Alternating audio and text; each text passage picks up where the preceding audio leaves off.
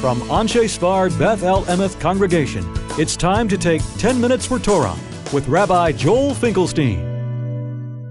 Welcome to our discussion of counting a child for a minyan. We know that there's sort of like this urban myth. There's like something people just heard of, that maybe a child could be the 10th one for a minyan. If you only have 9 people and you're trying to have the quorum, the official requirement of 10 men, trying to have something that's considered the congregation of Israel.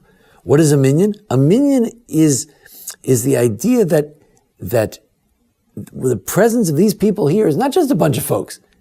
It's as if this is the Eidah, this is the congregation of Israel, because when Moshe refers to the bad spies, who were 10 people, he calls them a dara, a bad congregation. So we see that a congregation is 10 people. So it's when you have 10 men, it's as if you have the whole congregation of Israel. What about a child? What if a child was one of those people? So where do we get this idea that maybe a child could count? After all, usually we say, if you're not bar mitzvah, you're not not part of the minyan. So what's going on? So the Gemara in Brachos actually toys with this idea that maybe a child could count for certain things. The chapter there is talking more about benching, and Birkat Mazon, the grace after meals. And there, if you have 10 people, you can mention God's name, Elokeinu.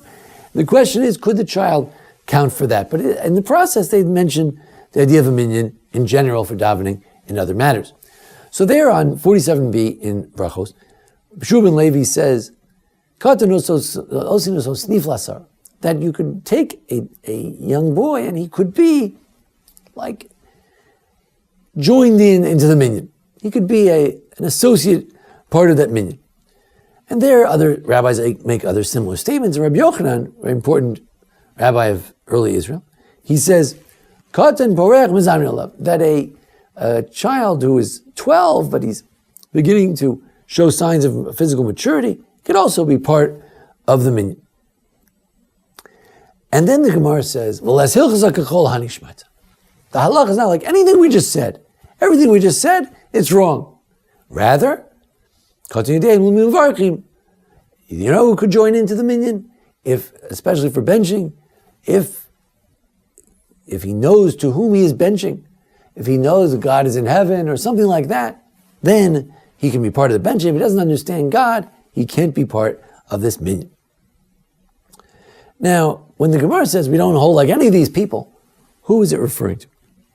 Does it include Rabbi Shub ben Levi that we cannot count a child for a minyan? Rabbi Tam says no. Rabbi Tam, Rashi's grandson, the Tosfot, he says no. You can have a child part of the minyan. He can be the 10th man. Now he says, some people say that you can only have a child be part of it if he has a chumash in his hand. And to that, Rabbi Tam says, that is a minhag shtus. It's foolishness. A person is not, a Torah is not a person. After all, the Gemara in its discussion said maybe Tishav Aaron mitztarfin. Maybe if you had an Aaron Kodesh, the holy ark, and 9 men, that would count as a minyan. But the Gemara asks, V'chi Aaron Gavro? Is the ark a person? And similarly, Rabbi Tam would say, is a chumash a person? Is a Torah that the child is holding, is that a person? Where did they get this idea? There is an idea in Kiddush HaChodesh that when you're sanctifying the moon, you need a certain number of people to sanctify the moon. So what if you only had a Torah instead of one of the individuals? So that's a possibility. But that's for a court. To be considered an important body that declares the new month, maybe a Torah could count instead of a person. But here we're trying to establish that the divine presence will rest with the congregation of Israel. After all, God rests with Israel. And this 10 people are considered as if they are the congregation of Israel. And in order for them to rest, the Torah doesn't do it. It has to be 10 individuals. So he says, yes to a child, no to a Torah. The Rashi's great-grandson, also part of the Tosfot school, he says, for the reading of the Torah, you can include the child. Why? Since the child can theoretically get an aliyah, and we today don't give children aliyahs, but theoretically you could get an aliyah. Therefore, you could also be part of the minyan to be considered a minyan, so we can have the Kriyas Torah, the public Torah reading. The Magen Avraham says, yeah, just for Torah reading, that would be something he could count for the minyan.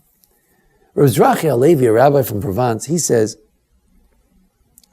if most of the people are gedolim, are bar mitzvah, it's fine.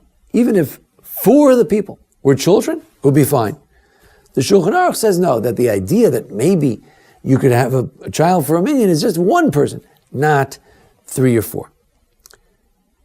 The Rosh, Rabbeinu Asher, gives the logic for this whole idea. He says, Kol be'yud shechin t'shayir. Whenever you have 10 people, divine presence is there. And if one of them is a child, the child also is a person. He's also a Jew. So God could rest with him as well. So what's the bottom line? Do we allow a child or not? Do we follow Rabbi Tam, who says yes? Do we follow the Ri, who says no, only for Torah reading? What's the bottom line? So the Chayei Adam, important Lithuanian compendium of Jewish law, and other Achronim, later authorities quoted by the Mishnah Berurah, the Chavetz Chaim, say no, you cannot use this method. We don't follow that opinion. It's a rejected opinion. The Lavush, another code of Jewish law from around 500 years ago, no, you can't do it.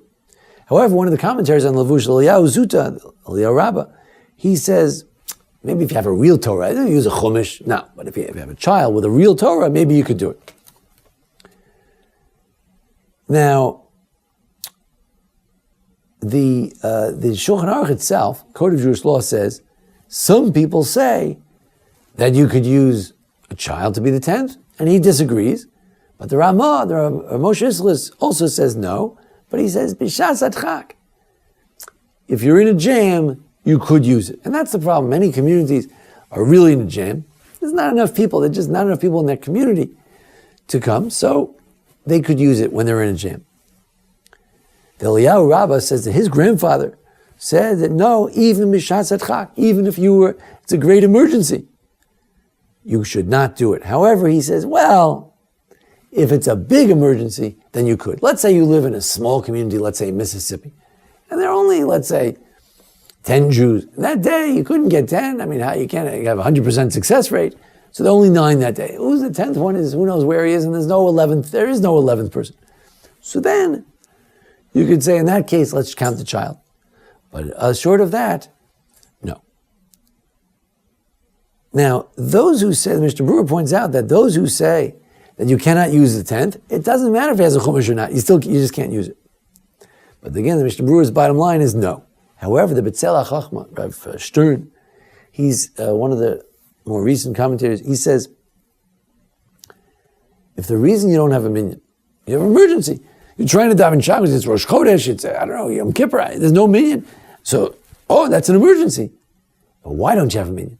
Is it because people are sleeping? People are lazy? Or is it because you're in the middle of Oshkosh and there are no Jews?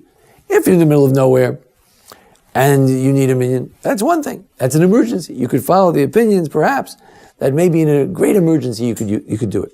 But if the only reason you don't have a minyan is because there are 20 people who overslept, who went to a baseball game instead, who are doing something else instead, then that's not an emergency.